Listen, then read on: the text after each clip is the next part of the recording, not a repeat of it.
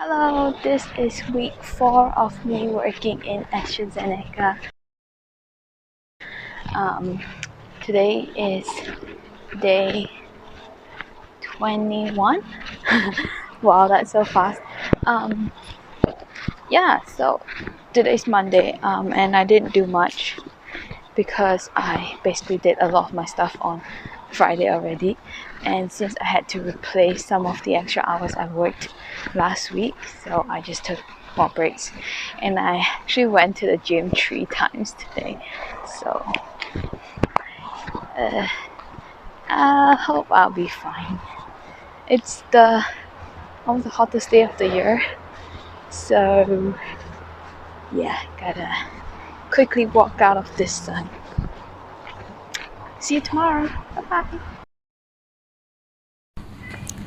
Hello, this is day 22 of my internship at AstraZeneca. Got a little pimple here, very sad. I look very happy today. I am not to say happy, but relieved until this afternoon. Nothing to do with project, nothing to do with my AstraZeneca work, but it's from my visa application. Hopefully by the time when this video is released, I can proudly say that everything is sorted, but we'll cross our fingers and we'll know about it. So basically, okay, it should be a start for another time. I should make a video of my visa application because it is crazy. It is, I don't even know how to describe it. I've been so stressed about it, mainly probably because I want to get it 3 weeks earlier because I'm going out for travels and all the processing time is taking ages. It's impossible to get an appointment. So yeah. But basically what I'm gonna do this Friday is I'm going to try and walk into the center with one document that I haven't yet received back because they are taking 20 working days to just legalize a document. Like, it's unacceptable, okay? And then what was I gonna say?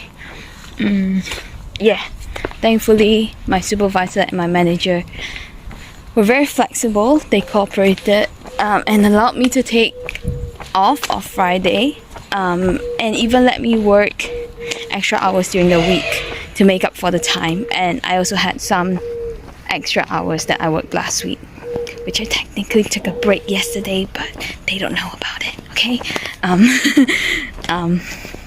I wonder if they watch this video, they'd be like, Ming Ming, what the hell are you doing? Okay, and you know I don't edit a lot of these videos.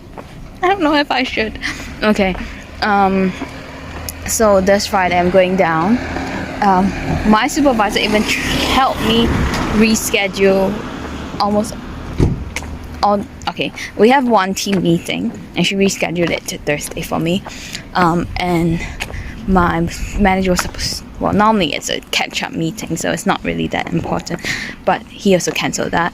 And I'm supposed to have a talk with someone, but I'm gonna try and join in online. So that's the plan. Okay, back to the main point, what I did today. So today I weighed some of my API material because I have to make blends of the powders basically, and I sieve all the API as well as magnesium stearate. So magnesium stearate, if you don't know yet, it's a lubricant. You want it fine, you don't want it to clump up, so that's why we have to sieve it. So that was what I did, and that took around 2 hours.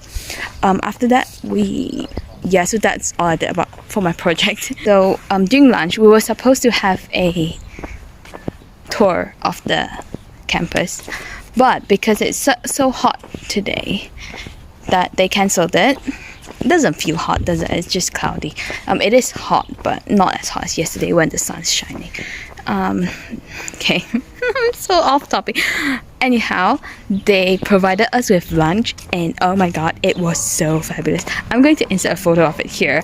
It's like a bento box lunch. I was like, what the heck? I thought it would just be like sandwiches, like, you know, even school food is like sandwiches. They gave us a bento box lunch. I mean, okay, it was just differently presented, but still really beautiful. Like, we had wrap, but it felt like half a wrap. We had a salad, so you get to choose different salads. By the time I got there, I was a bit late, but I chose tuna salad. So they had like some tuna chunks and half an egg, some rocket leaves. They also gave us berries like crazy, mixed berries. So we got strawberries, raspberries, blackberries. I think that's about it. And we also have a small pudding. So I got a chocolate cake. Some people got like summer fruit cake. Yeah, crazy. You can see the bit. You can see the photo. I was so surprised. I'm like, can you cancel more of these tours so that we get more lunches? But anyhow, and so during the lunch, I treated it as more as like a networking lunch. So I talked to two staff. So one of them is on a, so she's also on a placement. She's in chemistry, and their placement is a year placement, 1 year placement. And another girl, she is working full-time, probably 1 year now, also in the chemistry department. So it's interesting to hear what they're doing. So they're doing more of the early stage development.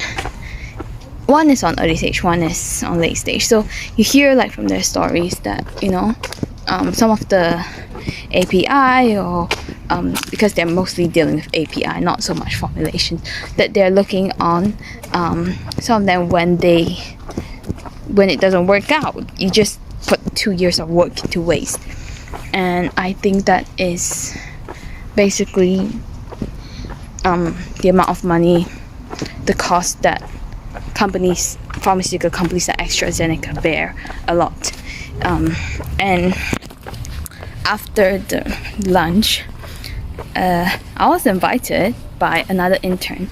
So he was invited by I don't know if he what I remember is he's a graduate student, so doing like a graduate rotation, but he sounded like he was also doing his PhD, so I have no clue, but he is, I think, chemical engineering.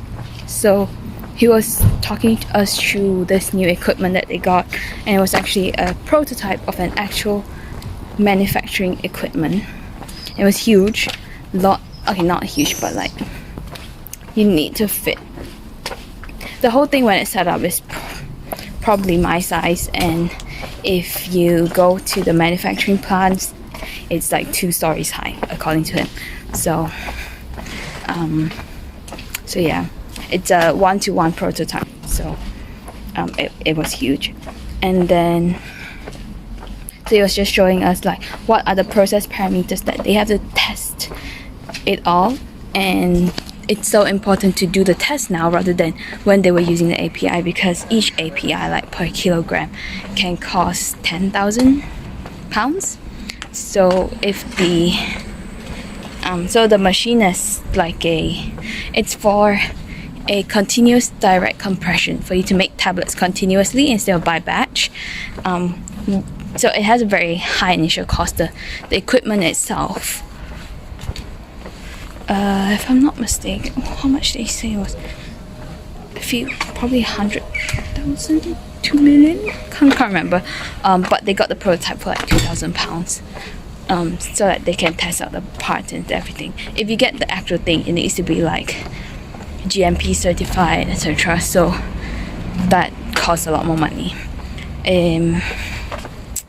Yeah, so he showed us like how it works, what are the things that he was looking up into, and then he brought us on a tour, and as well as some other chemical engineers.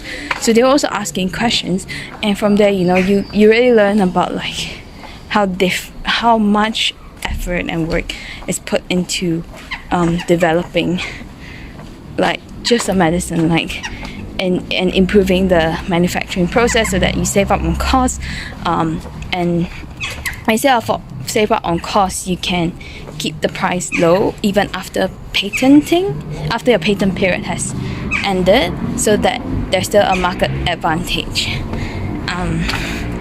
So yeah, but basically, long story short, a lot of work is invested into AstraZeneca. AstraZeneca has invested a lot into manufacturing pharmaceuticals. It gives me like this appreciation for every single medicine we have on the market right now. Like, so much hard work has been put into it, especially even more so now recently. It's so easy to keep pinpointing that things are not done enough, and that's true, and that's how we improve, but there are still so many stories behind the scenes work that we don't realize. So yeah, just a lot of respect, and it makes me want to work in industry even more, because it's not just me who's putting the effort. I can see so many smart people, and with so much curiosity, with so much integrity, with so much passion, with so much perseverance, doing the work that they do every day. And yeah, just being curious and being so passionate. Like, literally, that the engineer that was showing us, he probably was working on it for like a few months, but when he introduced it to us, he has the same enthusiasm. You can see it in his eyes and the way he presents. So yeah, I think it's an amazing place to work. I will definitely want to work in industry. Like, it's so common that you join something, like you experience something and you're just like, oh, this is not for me.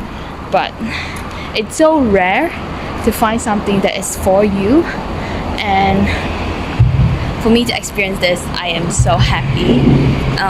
Yeah, literally, like, whoever you talk to about the projects that they're working, their eyes just shine. Sorry if the video quality and the sound is bad, because there's a train running through. But yeah, I hope it works well, because I probably can't say it in the same manner anymore. But it's, yeah, truly amazing. I want to work here. Please give me the chance to work here. I will work hard, I promise. Okay, I think that's enough for today. Thank you very much for watching. See you tomorrow. Bye. Hello, this is day 24? Wait, no, day 19. It's just the fourth week, day 19 of my internship at AstraZeneca. I'm actually going to merge day 18 and day 19, because I didn't do it yesterday. And basically, the part of the project I was doing is I was making the blends, so weighing out powder materials and adding them into the containers.